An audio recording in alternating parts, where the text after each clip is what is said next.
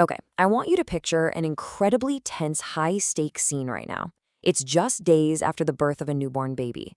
The mother, Bonnie, is recovering from a physically agonizing delivery, and she's completely run out of her painkillers. She's been stranded in bed all day in absolute agony, trying to soothe a crying newborn, just waiting for help that never arrived. Well, her husband, John, finally comes home from work.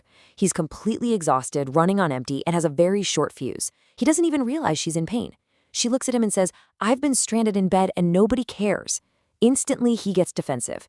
"Why didn't you call me?" he snaps. They exchange harsh words, and their emotional exhaustion absolutely peaks. John is furious. He feels completely unfairly blamed. He hits his absolute limit, turns around, and heads straight for the door to walk out. And then something happens that changes his life forever. His wife, with tears just filling her eyes, looks at him and says, "Stop, please don't leave. This is when I need you the most. I have nothing to give. Please come over here and hold me. You don't have to say anything." In that exact split second, John stopped. He walked over and silently held her as she wept in his arms. He realized in that moment that he had always been a fair-weather friend. He was loving when she was happy, sure, but he'd argue or distance himself the second she was upset. By choosing to stay, to just hold her and truly listen, he discovered the profound, actual meaning of unconditional love. That intense emotional crisis wasn't just a turning point for their marriage.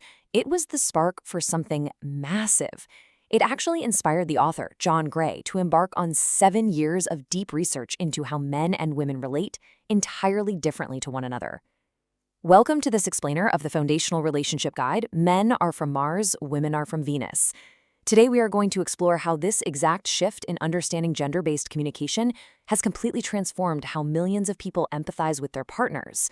We're going to unpack the psychological metaphors and highly practical tools that can quite literally save relationships. Let's get into it. Section 1, When Love Hits a Wall, Recognizing the Divide. Okay, let's dive right into this. Falling in love always feels incredibly magical, doesn't it? We intuitively think those eternal, amazing feelings will just last forever, completely exempt from the struggles our parents had. But eventually, reality sets in and love hits a wall. So why does that happen? It's because we unknowingly make two massive instinctual mistakes when communicating with our partners. First up, we have the Martian instinct, or the male instinct, Mr. Fix-It. When a woman is upset and just talking about her day, a man instinctively wants to show his love by fixing her problems. He offers a steady, rapid-fire flow of logical solutions. But by doing this, he inadvertently invalidates her feelings, leaving her feeling totally unheard. Now, contrast that with the Venusian instinct, or the female instinct, the home improvement committee. When a woman loves a man, she feels this warmth and a profound desire to help him grow, often offering unsolicited advice or direction to, quote-unquote, improve him. But to a man, this makes him feel unaccepted, incompetent, and deeply inadequate. Section 2. The cave versus the well. Coping with stress. To truly bridge this divide, I really want you to mentally visualize how differently the two sexes cope with daily stress. It's a profound shift in their psychological landscapes. I want you to picture a man retreating into a dark, silent cave. When a man is highly stressed, he simply stops talking. He withdraws into his cave to silently think about what's bothering him. He focuses 95% of his mind intensely on solving his problem. But what about the other 5%? Well, he uses that tiny fraction of his mind for minor distractions, like reading the news, going for a drive, or watching a football game, just to help him get unstuck and slowly release his mind from the grip of that stress. Now, a quick word of warning for the women listening. If you try to chase a man into his cave to force him to talk before he's completely ready, you will absolutely get burned by the dragon that protects it.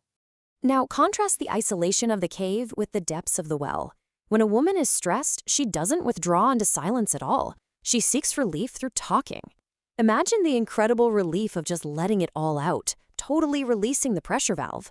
She finds natural, healthy emotional relief by talking about the intricate details of her day, or even getting emotionally involved in the problems of her friends and family. It is absolutely vital to understand this core truth here. She is not talking to seek solutions from Mr. Fix-It. She talks to feel heard, to feel understood, and to feel emotionally supported. And what does that support actually look like in practice? It looks like active listening. It looks like a gentle nod, a reassuring touch, and giving her your undivided presence. For her, talking itself is a completely natural healing coping mechanism. Section 3, Rubber Bands and Crashing Waves. Cycles of Intimacy. Let's move along and see how this builds, because beyond daily stress, men and women have entirely different cycles of emotional intimacy. And honestly, misunderstanding these cycles is the root of so much unnecessary heartache. Think of the male intimacy cycle like a rubber band. And this brilliantly illustrates the concept. I want you to imagine holding a rubber band in your hands and physically stretching it out as far as it will possibly go. When it's stretched to its absolute limit, it has nowhere to go but to snap back with incredible power and spring. This is exactly how a man experiences intimacy. He gets very close, but then he inevitably needs to pull away and create physical or emotional distance. If a woman insists on continuous intimacy or runs after him when he withdraws, he will constantly try to escape. He literally must pull away to feel his own passionate longing and desire to spring back into love. All right, now switch your mental image. Visualize a beautiful, powerful ocean wave rising up full of love and vibrant energy, but then suddenly, rhythmically, crashing down into a dark well. This is the female emotional cycle. She will rise in love, but periodically, her wave is going to crash, and she will sink into a deeply vulnerable space of unresolved feelings, insecurity, and diffused emotion. This is a totally normal, crucial time of emotional house cleaning. When she is crashing down, the absolute worst thing a partner can do is try to fix it by telling her why she shouldn't be upset. She doesn't need logic right now. She just needs someone to be safely with her, to listen without judgment, and to support her as she goes down, so she can naturally and beautifully rise back up. Section 4. Translating the opposite sex, bridging the communication gap. So if we cope with stress differently and have entirely different intimacy cycles, it makes complete sense that we also speak entirely different emotional languages. Let's look at the practical mechanics of how men and women drastically mistranslate each other. To fully express their feelings, women naturally assume poetic license.